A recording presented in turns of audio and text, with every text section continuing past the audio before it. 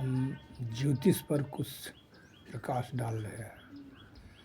देखिए, सबसे पहला बात यह है कि काल पुरुष भगवान, उनके अंग में जितने देखते हैं ग्रह, तारा, नक्षत्र, राशि इत्यादि जितना जो है सब उनमें स्थित है।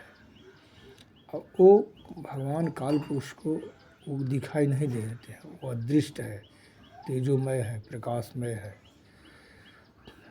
लेकिन सामने लोग को दिखाई यही देता है ज्योतिष चक्र में, जो नवग्रह है, राशि है, नक्षत्र है और ये योग संयोग सब हो रहा है, लेकिन वो दिखाई नहीं देता है।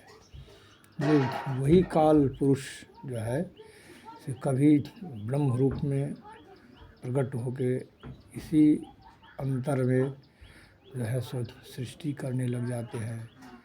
कभी जो है सो विष्णु रूप में, विष्णु शब्द का अर्थ है जो कण कण में व्याप्त है। तो ये ब्रह्मांड में कभी उनसे कभी कहीं खाली ही स्थान नहीं है जहाँ पर आप उसको भर सकें, और वो पोषण करने लगते हैं। और फिर कालपुरुष रुद्र रूप में जो है सो क्या करते हैं तो संहार कर देते हैं। तो संहार शब्द का अर्थ लोग नहीं समझ रहा है। संहार है जो संहरत, जो जिसमें देखते हैं कहीं भी मर्यादा को, जो उनको देवी संविधान के अंतर्गत जो है सो काल पुरुष ने व्यवस्था की है, उसी अंतर्गत जितने ग्रह है, जितने राशि है, सबको चलना है। कहीं कोई उल्लंघन हुआ किसी से, या राशि हो या ग्रह हो या नक्षत्र हो, तो उसको अदृष्ट दंड मिलता है। वो देखने में क्या होता है तो कोई व्यक्ति को या कोई देवता को इनके द्वारा हमको मिल रहा है, लेकिन देने वाला तो वही काल पुरुष है, वो सामने दिखाई नहीं देगा। लेकिन ये देखने में आता है जो हम इनके द्वारा हमको पीड़ा हुआ, इनके द्वारा परेशानी हुआ, वो उन्हीं के जो है इशारा से ये घटना घटित होता है। तो इतने बड़े बड़े देखते हैं से ऋषि, वो भी समय आने पर अपने ये काल पुरुष के जाल में फंस गए।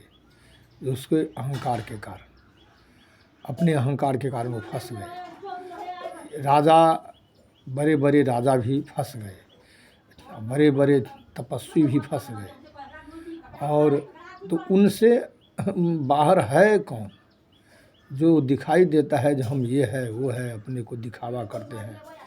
कोई नहीं। योगी सन्यासी महात्मा सब जो है तो उस संविधान को कोई भी उल्लंघन करेगा तो काल पुरुष से वो वंचित नहीं रहेगा। जो काल पुरुष वही माने जन्मांग चक्र, जो ज्योतिष चक्र के अंतर्गत है, उसी से वही नियामक है। और संसार में जो कुछ घटना जहाँ कहीं होता है वो उसी के जो है सो अंतर्गत होता है, जो लोग को दिखाई नहीं देता है।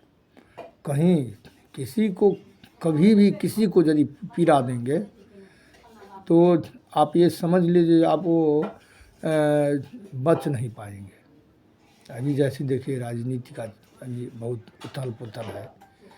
ये उथल पुथल तो वही भगवान काल पुरुष के कृपा से ही होता है। जिसको देखते हैं जब अहंकार पहुंच गया तो उसको वहाँ सत्ता से हटा देते हैं। कितना भी प्रयत्न कर लो, कितना भी झूठ जाल फरेब कर लो, लेकिन अपने दुष्कर्म के कारण काल पुरुष से कहाँ वंचित होंगे, वो कहाँ छोड़ेगा। तो यही सब जो है सो परिवर्तन का ही नाम दुनिया है, और यही संसार का नियम है। जो कुछ गलती हो गया तो गलती का प्रायश्चित कर लो। प्रायश्चित नहीं करोगे तो वो बख्शा नहीं जाएगा। वही भगवान से यही काल सृष्टि में जो मैंने ये काल चक्र में सूर्य को आत्मा माना गया है और शनि को संहार करता। आत्मा से सृष्टि होता है और संहार करता जो है सो उसको अनुचित जो कुछ कोई करता है उसको दंड भोगना ही पड़ता है। तो शनि के माध्यम से जो है सो दंड देखते हैं। जो कोई आज तक न रावण बख्शा गया है, न कंस, न दुर्योधन, या अभी भी देखते हैं जो कोई सामने जो वर्तमान समय में जो राजा हुआ है या जो अभी प्राइम मिनिस्टर, राष्ट्रपति वगैरह जो कोई हुआ है राजनीति के क्षेत्र में अथवा योगी सन्यासी के क्षेत्र में जो कोई आगे बढ़ा है और यदि वो दैवी संविधान के उल्लंघन किया है तो वो बिना भोगे हुए उसको कहाँ माने छुटकारा पाया है। तो छुटकारा जो है तो मुश्किल है पाने में।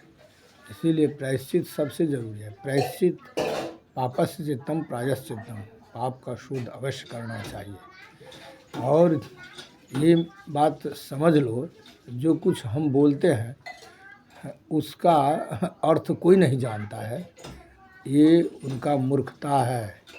जानने वाला जो है सो करीब 70% आदमी बोलता नहीं है और 20% बोल देता है और 10% तो झगड़ जाता है।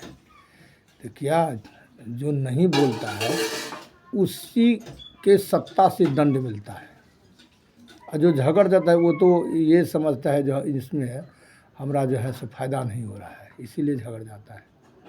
तो उसका तो कहीं अस्तित्व नहीं है। जो 20% बोल देता है उसका भी अस्तित्व कुछ नहीं है। वो इधर उधर में अपना वो से अपना समय बर्बाद करता है। और 70% जो है सो इसी के जरिए जो है सो उसको दंड मिलता है। तो ये सब सोच विचार करके और ये मत समझो कि हमारे ऊपर कोई नहीं है, यही ध्यान में रखना है। अब हम अपनी वाणी को विराम देते हैं।